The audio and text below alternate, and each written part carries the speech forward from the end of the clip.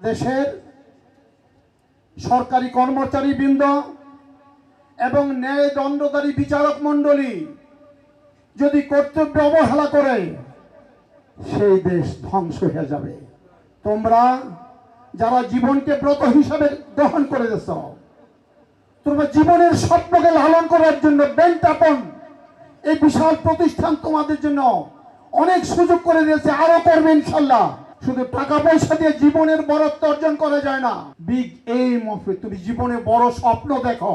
Acquire continuous knowledge, জ্ঞান অর্জন শুধু বই পড়া নয়, প্রত্যেক মানুষকে স্টাডি করো, তোমার সমাজকে স্টাডি করো, তোমার বাতাসকে স্টাডি করো, তোমার প্লেনেটকে স্টাডি করো, সমস্ত জীবনকে মন প্রাণ দিয়ে উজাড় করে তোমার সময়কে তুমি কাজে লাগাও। তোমরা কতটা মানুষকে সাহায্য করতে পারলে জীবনে, কতটা অসহায় মানুষের মুখে হাসি ফুটাতে পারলে, কতটা ভগ্ন হৃদয়কে তুমি টাচ করতে পারলে, তুমি যত বেশি করতে পারবে আল্লাহ তোমাকে তত বড় করবে। তুমি বড় হয়ে মনে করবা আমি এদেশের মানুষকে, এদেশের কোমলমতি সন্তানকে আমি শিক্ষার আলো থেকে বঞ্চিত হতে দেব না।